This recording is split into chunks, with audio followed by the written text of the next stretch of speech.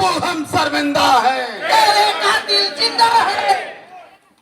बापू के सम्मान में कांग्रेस मैदान में, बापू के सम्मान में एक साथ दोनों हाथ उठा के पूरे जोर से सदा लगाइए।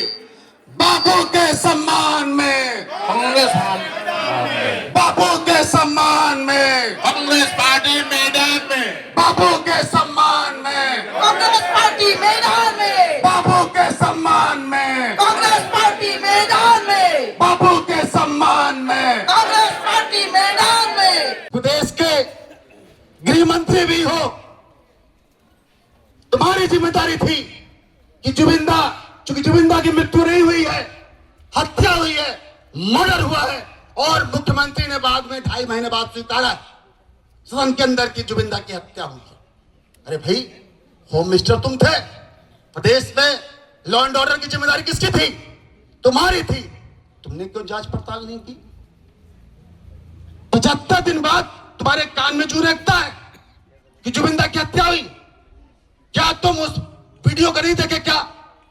वो वीडियो सबके सामने, जिस वीडियो में जुबिंदा समंदर में जाते हैं और 5-6 स्टेप स्विमिंग करते हैं, इसके बाद पास पड़ी वोट को पकड़ने की कोशिश करते हैं, वोट को पकड़ नहीं पाते, अचेतन हो जाते हैं, लेकिन आसपास 10 से 15 लोग रहते हैं 10 मीटर के अंदर, एक भी व्यक्ति जुबिंदा को बचाने की कोशिश नहीं करता।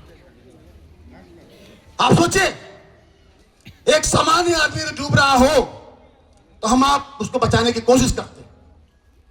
इतनी बड़ी शख्सियत, इतना बड़ा महानायक डूब रहा था, जीवन मृत्यु के बीच संघर्ष कर रहा था, और उसको बचाने की कोई कोशिश नहीं किया। सब तमाशा देख रहे थे। तो तुमको समझ में नहीं आया कि हत्या है, लाया गया है, डुबोया गया है। ये उनको 75 दिन बाद याद आया कि नहीं, ये हत्या।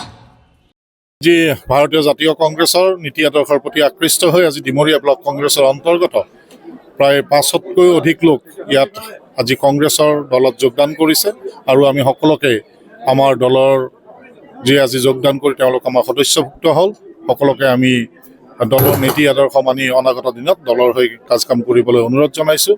আৰু যি চৰকাৰ এখন চলি আছে অসমত, এই চৰকাৰখনৰ যি ভ্ৰষ্টাচাৰ, যি দুৰ্নীতি, এই সকলোৰ প্ৰতি অতিষ্ঠ হৈ সাধাৰণ ৰাইজ আজি কংগ্ৰেছমুখী হৈছে।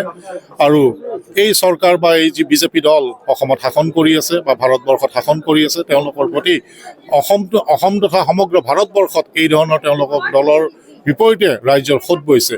যোৱাকালি আমি দেখিছিলোঁ যে ভাৰতৰ প্ৰধানমন্ত্ৰী নৰেন্দ্ৰ মোদী অসমলৈ আহিছিল, আৰু আমি পোৱা খবৰ মতে তেওঁলোকে অসমত মানুহ গোটাব নোৱাৰি তেওঁলোকে চুবুৰীয়া ৰাজ্য পশ্চিমবংগৰ পৰা বহু বাছেৰে শ বাছেৰে তেওঁলোকে মানুহ আনিবলগীয়া হৈছে। এই পৰিস্থিতিয়ে সূচায় যে তেওঁলোকে কাগজৰ বাঘত পৰিণত হৈছে। তেওঁলোকে দিয়া প্ৰতিশ্ৰুতিসমূহ তেওঁলোকে পালন নকৰাৰ কাৰণে আজি ৰাইজ অতিষ্ঠ হৈছে।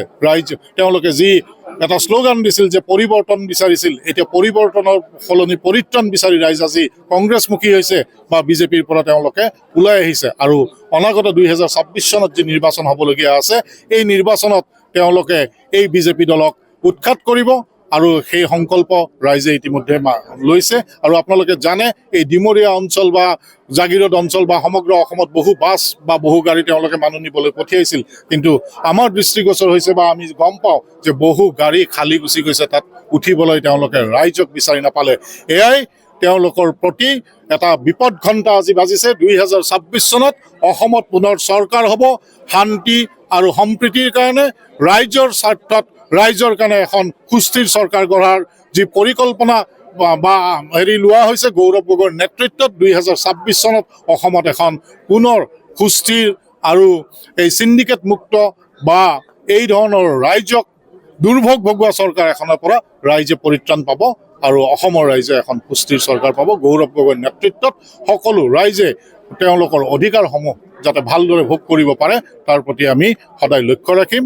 আৰু কংগ্ৰেছ দলে অনাগত দিনত এই ধৰণে আগত আজি আপোনালোকে দেখিছে MG এনৰেগা মহাত্মা গান্ধীৰ নামত আছিল, মহামানৱ মহাত্মা গান্ধীৰ নামত আজি তাৰ নাম সলনি কৰি দিয়া হ'ল। তেওঁলোকে সেই আদৰ্শ সেই সকলো বস্তু লাহে লাহে তেওঁলোকে সলনি কৰিব ধৰিছে।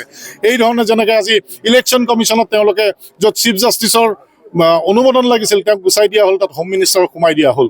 এই ধৰণৰ কথাবিলাক যিবিলাক কৰিছে আৰু তাত আৰু এটা নতুন আইন আনিলে তেওঁলোকে যে ইলেকশ্যন কমিশ্যন অফ ইণ্ডিয়াই যিয়ে কাম নকৰক তেওঁক যাতে কোনো আইনী মেৰ পেছত আনিব নোৱাৰে, তেওঁৰ ওপৰত কোনো ধৰণৰ মোকৰ্দমা নহয় তাৰ যি ব্যৱস্থা কৰিছে। তাৰ মানে চুৰ কৰাৰ আগত তেওঁলোকে চুৰৰ দল এটা তৈয়াৰ কৰি লৈছিল আৰু চুৰ যোনে কৰিব, যাৰ নেতৃত্বত চুৰ হ'ব, তাক যাতে অনাগত দিনত কোনো আইনে ঢুকি নাপায় তাৰ ব্যৱস্থা তেওঁলোকে কৰি লৈছিল।